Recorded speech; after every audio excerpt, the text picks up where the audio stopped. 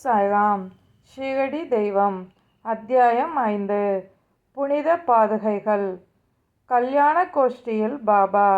ஷீரடி கிராமத்தில் வேப்பமரத்தடியில் காணப்பட்ட அந்த இளைஞனை பாபா சில நாட்களாக ஷீரடியில் காணவில்லை. அந்த இளைஞன் எங்கே சென்றான்? மீண்டும் ஷீரடிக்கு எப்போது வருவான்? இச்சம்பவமே இந்த அத்தியாயத்தின் முதலில் கூறப்பட்டுள்ளது. அவுரங்காபாத்தில் தூப்காவன் என்னும் கிராமத்தில் சாந்த் பாட்டில் என்னும் முகமதிய பெருந்தகை ஒருவர் இருந்தார். அவரிடம் ஒரு பெண் குதிரை ஒன்று இருந்தது. அந்த குதிரையை அவர் தொலைத்து விட்டார். அவர் பல இடங்களில் சென்று தேடியும் குதிரை அகப்படவில்லை. குதிரையை காணாததால் மன வருத்தத்துடனும் ஏமாற்றத்துடனும் அவர் திரும்பிக் கொண்டிருந்தார். 4½ காதம் நடந்த சோர்வில் அவர் ஒரு மாமரத்தின் அருகே நின்றார். அம்மாமரத்தருகில் ஒரு இளம் வயது ஃபக்கீர் அமர்ந்திருந்தான். அவன் தலையில் குல்லா போட்டிருந்தான். கஃப்னி என்னும் நீண்ட ஆடையை அணிந்திருந்தான். தன் கையின் இடுக்கில் சட்கா என்னும் குட்டையான தடியை வைத்திருந்தான். சாந்த் பாட்டிலை கண்ட அவன் தன்னிடம் வருமாறு அழைத்தான். கொஞ்ச நேரம் ஹூக்கா பிடித்துவிட்டு அக்காலத்து புகைப்பிடித்தல். சற்று நேரம் ஓய்வெடுத்து விட்டு செல்லலாம் என்றான். சாந்த் பாட்டில் காணாமல் போன குதிரையின் சேணத்தை தன் தோளின் மேல் போட்டிருந்தார். அதை கண்ட அஃபக்கீர் அது என்னவென்று வினவினான். சாந்த் பாட்டில், தொலைந்து போன என் குதிரையின் சேணம் தான் இது. என் குதிரை எங்கு தேடியும் காணவில்லை என்று கவலையோடு சொன்னார். அந்த ஃபக்கீர் அவரை பார்த்து, அதோ அந்த சோலையில் போய் பார் என்றான். அங்கு சென்று அவருக்கு ஒரே ஆச்சரியம். அவர் குதிரைதான் அங்கு நின்று கொண்டிருந்தது. அக்குதிரையை கண்டதும் அவருக்கு ஒரே மகிழ்ச்சி. இந்த ஃபக்கீர் ஒரு சாதாரண மனிதன் அல்ல, அவன் ஒரு ஞானி, அவலியா என்று எண்ணியவர் தன் குதிரையுடன் அந்த இளைஞனிடம் வந்தார். ஹூக்கா தயாரித்த இளைஞன். அந்த இளைஞன் ஹூக்கா தயாரிக்க துவங்கினான். அவனுக்கு அதை தயாரிக்க 3 பொருட்கள் தேவைப்பட்டது. ஒன்று நெருப்பு, அடுத்து புகை இழுக்க பயன்படுத்தும் சிறிய துணியும் தண்ணீரும். அவற்றை சேகரித்த அந்த இளைஞன் தன் கத்தியால் மண்ணை குத்தினான். அங்கிருந்து எரியும் ஒரு நிலக்கரி துண்டை எடுத்தான். அதை குழாயில் இட்டு தன் சட்காவை ஓங்கி தரையில் அடித்தான். அதிலிருந்து நீர் கசிந்தது. அந்த நீரில் துண்டை நனைத்து குழாயில் சுற்றினான். பிறகு ஹூக்கா தயாரானது. தான் ஹூக்காவை புகைத்ததும் சாந்த் பாட்டிலுக்கு புகைக்க கொடுத்தான். இதை கண்ட சாந்த் பாட்டிலுக்கு ஒரே ஆச்சரியம். அந்த இளம் ஃபக்கீரின் மேல் அன்பு கொண்ட சாந்த் பாட்டில் அவனை தன் வீட்டிற்கு அழைத்தார். தன் வீட்டில் அவனுக்கு சிறப்பான விருந்தினை கொடுத்தார். அந்த ஃபக்கீரும் பாட்டில் வீட்டில் சில நாட்கள் தங்கினான். பாட்டில் தூம்காவன் கிராமத்தின் கிராம அதிகாரி. அப்போது பாட்டிலின் மனைவியின் சகோதரனின் புதல்வனுக்கு திருமண ஏற்பாடு ஆயிற்று. மணப்பெண் ஷீரடியை சேர்ந்தவள் என்பதால் கல்யாண கோஷ்டி ஷீரடிக்கு கிளம்பியது. அந்த பக்கீரியும் அவர்களுடன் புறப்பட்டான். ஷீரடியில் நல்ல முறையில் திருமணம் நடந்தேறிற்று. திருமணம் முடிந்ததும் கல்யாண கோஷ்டி தூம்காவனுக்கு திரும்பியது. ஆனால் அந்த பக்கீரி மட்டும் ஷீரடியிலேயே தங்கிவிட்டான். பாபா சாயி என அழைக்கப்பட்ட காரணம். ஷீரடிக்கு வந்த கல்யாண கோஷ்டியினர் கண்டோபா கோயிலுக்கு அருகில்தான் இறங்கினர். கல்யாண கோஷ்டியினர் ஒவ்வொருவராக இறங்கினர். அந்த பக்கீரியும் இறங்கினான். இளம் பக்கீரி ஒருவர் இறங்குவதைக் கண்ட பகத் மகள்சாபதி யா சாயி என உற்சாகமாக கூறினார். அங்கிருந்த அனைவரும் சாயி சாயி என கூறவும் அதிலிருந்து ஷீரடி மக்கள் அவ்விளம் பக்கீரியை சாயி சாயி என அழைத்தனர். ஞானிகள் தொடர்பு. தேவதாஸ் என்ற ஞானி ஷீரடியில் பாபா வருவதற்கு முன்பே பல ஆண்டுகள் அங்கு வாழ்ந்து இருந்தார். பாபா அவர் நட்பை விரும்பினார். பாபாவும் அவரும் சாவடியில் தங்கினர். அதைப்போல ஜானகிதாஸ் என்ற ஞானியின் தொடர்பும் பாபாவுக்கு ஏற்பட்டது. பெரும்பாலான நேரங்களில் பாபா அவருடன் தான் பேசிக் கொண்டிருப்பார். இல்லறவாசியான கங்காகீர் என்ற ஞானியும் ஒரு முறை ஷீரடிக்கு வந்தார். அவர் முதலில் பாபாவை கண்டபோது பாபா தண்ணீர் குடத்தை எடுத்துக்கொண்டு தானே அமைத்த தோட்டத்தில் செடிக்கு தண்ணீர் பாய்ச்சிக் கொண்டிருந்தார். அதை பார்த்து வியந்தார் கங்காகீர். இந்த ஷீரடி கிராமம் ஆசீர்வதிக்கப்பட்டது. விலை மதிப்பில்லாத ஓர் வைரத்தை பெற்றிருக்கிறது. தண்ணீர் சுமந்து செல்லும் மனிதர் சாதாரண மனிதர் அல்ல. இந்த ஷீரடி அதிர்ஷ்டமும் புண்ணியமும் செய்திருக்கிறது. எனவேதான் இந்த வைரத்தை பெற்றிருக்கிறது என்று கூறினார். இதைப்போல் அக்கல்கோட் மகாராஜின் சீடரான ஆனந்தநாத் என்ற புகழ்பெற்ற ஓர் ஞானியும் இம்மனிதர் உண்மையிலேயே விலை மதிக்க முடியாத ஓர் வைரம். இவர் ஓர் சாதாரண மனிதராக தோன்றினாலும் இவர் ஓர் சாதாரண கல் அல்ல. இவர் ஓர் வைரக்கல் என்பதை விரைவில் உணர்வீர்கள் என சாய்பாபா இளைஞனாக இருக்கும்போதே பல ஞானிகளால் பாராட்டப்பட்டிருக்கிறார். பாபாவின் அன்றாட நடவடிக்கைகள். சாய்பாபா இளம் பருவத்தில் தன் தலைமுடியை நன்கு வளர்த்திருப்பார். ஆனால் எந்நாளும் தலைமுடியை ஒழுங்குபடுத்தியதில்லை. அவரின் உடையமைப்பு ஒரு விளையாட்டு வீரனைப் போல தோற்றமளிக்கும். அவர் ஒருமுறை ரஹதா என்னும் இடத்திற்கு சென்றார். அங்கிருந்து சாமந்தி, முல்லை போன்ற மலர்களை கொண்டு வந்தார். மண்ணை கொத்தி சமப்படுத்தி அம்மலர்களின் விதைகளை மண்ணில் தூவினார். வாமன் தாத்யா என்பவர் அவருக்கு தினம் 2 மண் பானைகள் கொடுப்பார். பாபா அவற்றை கொண்டு செடிகளுக்கு நீர் ஊற்றுவார். ஒரு கிணற்றிலிருந்துதான் நீர் இறைத்து மட்குடங்களில் நிரப்பி செடிகளுக்கு நீர் ஊற்றுவார். மாலை நேரத்தில் மண் பானைகள் அவர் அமர்ந்திருக்கும் வேப்ப மரத்தடியில் வைத்து விடுவார். அவை பச்சை மண்ணால் செய்யப்பட்ட பானைகள் என்பதால் அவ்வப்போது உடைந்துவிடும். அடுத்த நாள் தாத்யா வேறு பானைகளை கொண்டு வந்து தருவார். இதுபோல் அவர் 3 ஆண்டுகள் வரை பானைகள் கொண்டு வந்து தந்தார். பாபாவின் முயற்சியாலும் உழைப்பாலும் ஓர் அழகிய பூந்தோட்டம் உருவாயிற்று. இந்த தோட்டத்தில்தான் பாபாவின் சமாதி மந்திர் என்னும் பெரிய மாளிகை நிறுவப்பட்டுள்ளது. பாபாவின் பக்தர்கள் அடிக்கடி இங்கு வந்துதான் பாபாவை வணங்கி செல்கின்றனர்.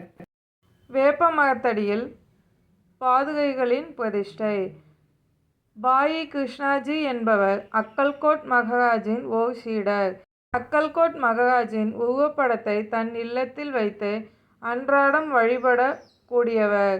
அவர் ஒருமுறை அக்கல்கோட்டிற்கு சென்று மகாராஜின் பாதுகைகளை தரிசித்து வருவோம் என எண்ணினார். அங்கு செல்வதற்கு முதல் நாள் அவருக்கு ஒரு கனவு வந்தது. அக்கனவில் அக்கல்கோட் மகாராஜ் தோன்றி, எனது இடம் ஷீரடி, நீ உன் வழிபாட்டை அங்கு செலுத்து என்றார். அவர் கனவில் கண்ட காட்சி அவரின் எண்ணத்தை மாற்றியது. உடனே பாயி கிருஷ்ணாஜி ஷீரடிக்கு புறப்பட்டு சென்றார். அங்கு வந்த அவர் பாபாவை வழிபட்டார். அங்கு அவர் 6 மாதங்கள் தங்கினார். அது அவருக்கு பெரும் மகிழ்ச்சியை தந்தது. பிரதிஷ்டை தொடர்பான மேலும் சில தகவல்கள். தானேவைச் சேர்ந்த திரு பி.வி. தேவ் ஓய்வு பெற்ற மம்மல்தார், தீவிர சாயி பக்தர். அவர் பாபாவின் பாத பிரதிஷ்டை தொடர்பான மேலும் சில தகவல்களை சகுன் மேகுநாயக், கோவிந்த் கமலாகர் தீட்சித் என்னும் இவர்களிடமிருந்து சேகரித்து பாதுகை தொடர்பான செய்திகளை சாய் லீலா சஞ்சிகையில் பதிப்பித்தார். 1834 1912 பம்பாயைச் சேர்ந்த டாக்டர் ராமராவ் கோதாரி பாபாவை தரிசிக்க ஷீரடிக்கு வந்தார். அவருடன் கம்பவுண்டரும் பாயி கிருஷ்ணாஜி அலிபகரும் வந்திருந்தார்கள். அவர்கள் சகுன்மேகு நாயக் மற்றும் கோவிந்த் கமலாகர் தீக்ஷித்துடன் பாபா பற்றிய பல தகவல்களை பேசிக் கொண்டிருந்தனர். அவர்கள் முடிவாக பாபாவின் நினைவாக ஏதாவது செய்தாக வேண்டும் என்று எண்ணினார்கள். பாபாவின் பாதுகைகளை பிரதிஷ்டை செய்வோம் என முடிவெடுத்தனர். முதலில் சாதாரண கல்லில் செய்ய நினைத்த அவர்கள் பின்னர் டாக்டர் ராமராவ் கோதாரியிடம் அதை தெரிவித்ததால் அருமையான பாதுகைகளை அவர் வடிவமைப்பார் என முடிவு செய்தனர். இதை டாக்டர் கோதாரியிடம் தெரிவித்தனர். அவரும் ஷீரடிக்கு வந்து பாதுகைகளின் அமைப்பை வரைந்து கொடுத்தார்.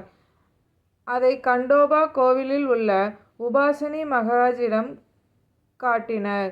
அவர் மேலும் சில திருத்தங்கள் செய்து தாமரை புஷ்பங்கள், சங்கு, சக்கரம், மனிதன் போன்றவற்றை வடிவமைத்து இந்த புனித மிகு வேப்ப மரத்தடியில் பிரதிஷ்டை செய்வோம். அதில் பாபாவின் புகழையும் அற்புத யோக சக்தியையும் குறிப்பிடுவோம். பின்வரும் ஸ்லோகத்தையும் அதில் பொருத்தி வைக்கலாம் என்றார் அந்த உபாசினி. இந்த ஸ்லோகம்: சதா நிபவ் உஷஸ்ய மூலாதி வாசாத் சீதா ஸ்திராவிணம் திக்த மப்யப்ரியம் தரும் கல்ப விருக்ஷாத்திகம் சாதாயந்தம் நமாமிஸ்ரவம் சத்குரும் சாயிநாதம். உபாசினியின் ஆலோசனைகள் ஏற்றுக்கொள்ளப்பட்டு அதன்படியே நிறைவேற்றப்பட்டன. பாதுகைகள் பிரதிஷ்டை. பாதுகைகள் பம்பாயில் செய்யப்பட்டன. ஷீரடிக்கு அவை கம்பவுண்டர் என்பவரால் கொண்டு வரப்பட்டன. பாபா அவற்றை ஆவணி மாத பௌர்ணமி தினத்தில் பிரதிஷ்டை செய்ய வேண்டும் என கூறினார்.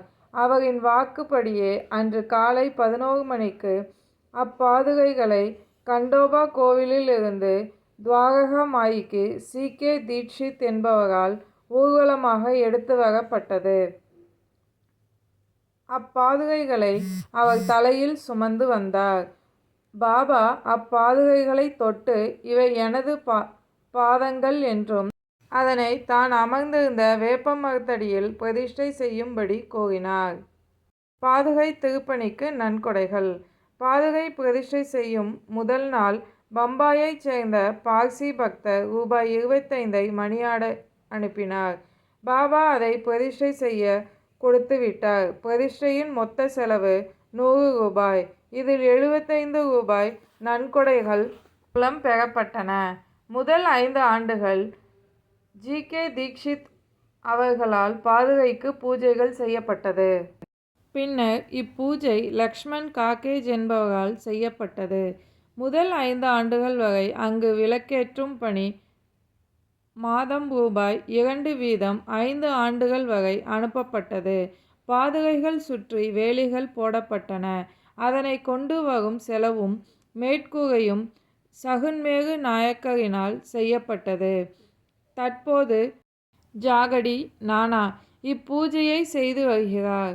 சகுன்மேகு நாயக் நிவேதனம், விளக்கேற்றுதல் ஆகிய பணிகளை கவனிக்கிறார். பாயி கிருஷ்ணாஜி அக்கல்கோட் மகாராஜின் சீடர் 1837 ஷீரடிக்கு வந்து பாபாவின் பாதுகை பிரதிஷ்டை செய்யும் வைபவத்தில் கலந்து கொண்டார். வைபவம் முடிந்த பின் தான் அக்கல்கோட்டிற்கு போக விரும்பினார். பாபா அவரிடம், அக்கல்கோட்டில் என்ன இருக்கிறது? நீ ஏன் அங்கு போக வேண்டும்? அக்கல்கோட் மகாராஜ் என்னிடம் ஒன்று இருக்கிறார் என்றார். அதை கேட்டதும் பாயி கிருஷ்ணாஜி நெகிழ்ந்து போனார்.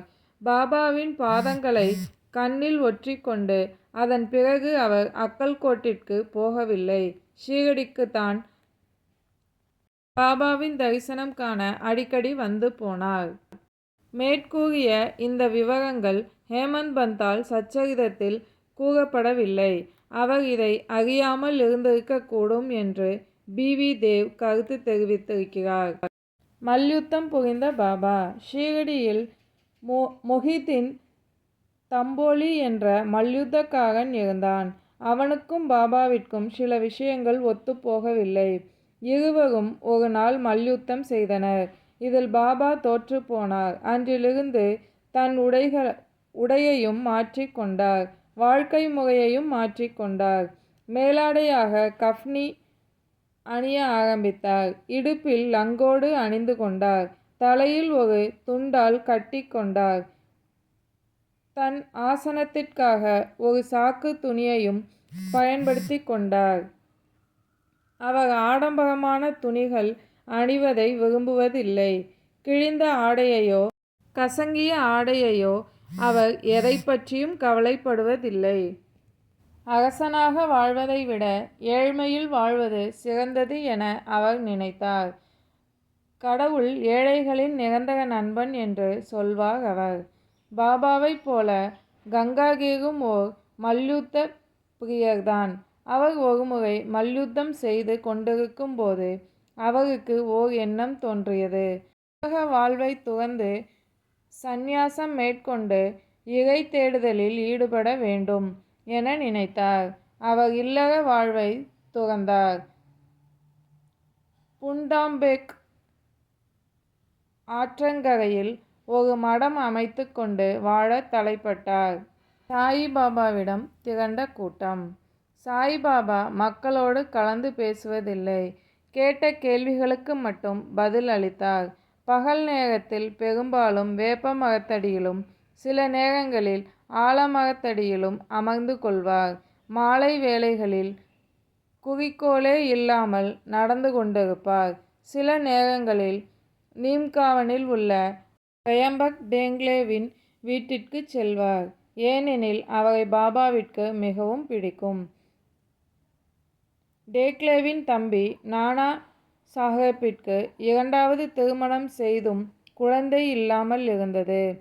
பாபா சாஹிப் நானா சாஹிப்பை பாபாவை போய் தரிசிக்கும்படி கூறினார். பாபாவின் அருளால் அவருக்கு ஒரு குழந்தை பிறந்தது.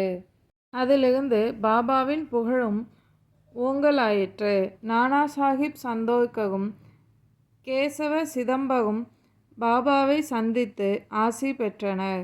அதன் பிறகு பாபாவை அடியார்கள் எப்போதும் சூழ்ந்த வண்ணம் இருந்தார்கள்.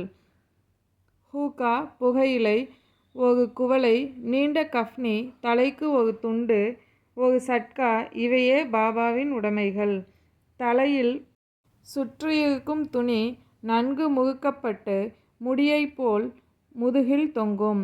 அது துவைத்து அணிய வேண்டும் என்ற எண்ணம் கூட பாபாவுக்கு கிடையாது. தன் கால்களுக்கு காலணிகள் கூட அவர் அணிவதில்லை. துணி என்னும் புனித நெருப்பு.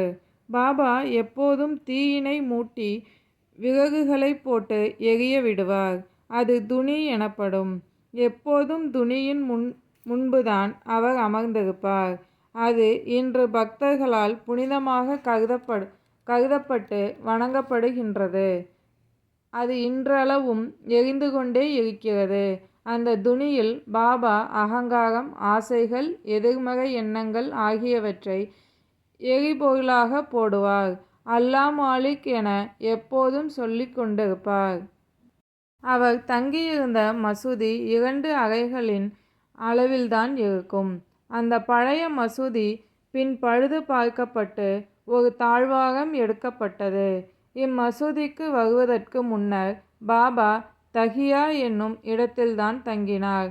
அங்கு பாபா கால்களில் சலங்கைகள் கட்டி கொண்டு நடனமாடியும் பாட்டு பாடியும் மகிழ்வார். தண்ணீரால் விளக்கெரித்தல். சாயிபாபாவிற்கு விளக்குகள் என்றால் அதிக விருப்பம். அங்குள்ள கடைக்காரர்களிடம் எண்ணெய் வாங்கி அதனை கொண்டு மசூதி எங்கும் விளக்கேற்றுவார்.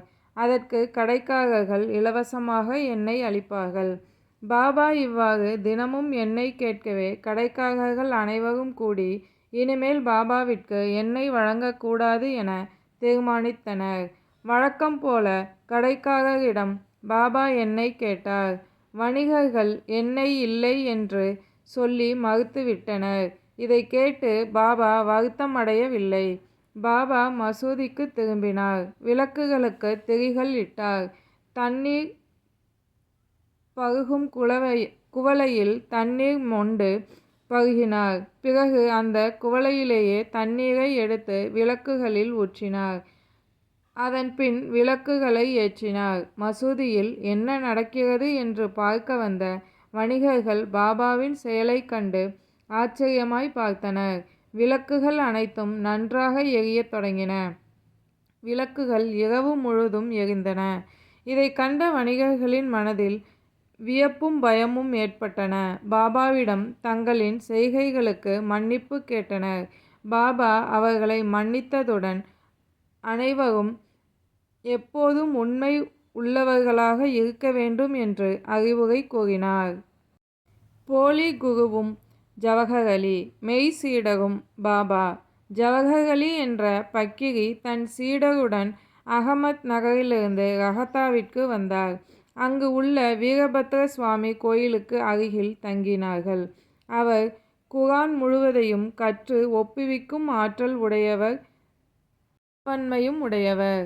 வீரபத்ரர் கோவிலுக்கு அருகில் ஒரு ஈக்தா கட்டினார். அந்த இடம் தொடர்பாக சில சர்ச்சைகள் ஏற்பட்டதால் ரஹத்தாவை விட்டு வெளியேறி ஷீரடிக்கு வந்து பாபாவுடன் மசூதியில் தங்கினார். தனக்கு வாக்கு வன்மையால் அங்கு உள்ள மக்களை கவர்ந்தார். மேலும் பாபாவை தன் சீடர் என கூறிக்கொண்டார். பாபாவும் அதனை மனப்பூர்வமாக ஏற்றுக்கொண்டார். ஏற்றுக்கொண்டது மட்டுமன்றி அவர் உண்மையில் சீடராக சேவையும் செய்தார். பாபாவின் சீடர்களுக்கோ பாபாவை காணாமல் இருக்க முடியவில்லை. பாபா ரஹத்தாவில் தங்கி இருப்பதையும் விரும்பவில்லை. எனவே அவர்கள் ரஹத்தாவிற்கு வந்து பாபாவை பார்த்து ஷீரடிக்கு வந்து விடுங்கள் பாபா என்று வேண்டுகோள் விடுத்தனர். பாபாவோ அவர்கள் சொல்வதை கேட்டதும், நான் உங்களுடன் வர முடியாது. அந்த குரு மிகவும் கோபக்காரர். நான் அவரை விட்டு வர முடியாது. அனைவரும் போய்விடுவது நலம் என்றார். அப்போது அந்த குருவான பக்கிரி வந்துவிட்டார். அவர்கள் பாபாவை அழைத்துச் செல்ல வந்ததை கேட்டதும் அவர்கள் மீது கோபப்பட்டார் அந்த குரு. அவர்களுக்கு இடையே சிறு தகராறும் ஏற்பட்டது. முடிவில் இருவரும் ஷீரடிக்கு செல்வதென தீர்மானிக்கப்பட்டது. அதன்படி பாபாவும் ஜவஹர் அலியும் ஷீரடிக்கு திரும்பினர். சில நாட்கள் சென்றதும் அந்த குரு ஜவஹர் அலி முழுமையான குருவிற்கான தகுதி உடையவரா என்பது தேவிதாசர் என்பவரால் பரிசோதிக்கப்பட்டார். அதனால் இருவருக்கும் சில விவாதங்கள் நடந்தன. அதில் ஜவஹர் அலி முழுமையான குருவின் தகுதி அடையவில்லை என்பதும் கண்டறியப்பட்டது. அதன் போலித்தன்மை வெளிப்பட்ட நிலையில் ஜவஹர் அலி பீஜப்பூருக்கு சென்று அங்கு தங்கினார். பல ஆண்டுகள் கழித்து மீண்டும் ஷீரடிக்கு வந்தார். அவர் போலி குரு என்பது வெட்ட வெளிச்சமான போதிலும் பாபா அவருக்குரிய மரியாதையை கொடுக்க தவறியதில்லை. அந்த குருவும் தன் தவற்றை உணர்ந்து மன்னிப்பு கேட்டுக்கொண்டார். இதன் மூலம் பாபா ஒரு உண்மையான சீடருக்குரிய நெறி தவறாமல் தன் அகங்காரத்தை முற்றிலும் விட்டொழித்து தன் கடமையை தவறாமல் செய்தார். தன்னை உணர்தல் என்னும் பக்குவத்தை அடையும் நெறியினை இதன் மூலம் உணர்த்தினார். மகள்சாபதி என்னும் பாபாவின் அடியவர் சொன்ன சம்பவம் அப்படியே இங்கு கொடுக்கப்பட்டுள்ளது. 5வது அத்தியாயம் நல்லபடியாக பாராயணம் பண்ணியிருக்கோம். ஓம் சாய்ராம். சாயின் வார்த்தைகள் மீது நம்பிக்கை வைப்போம்.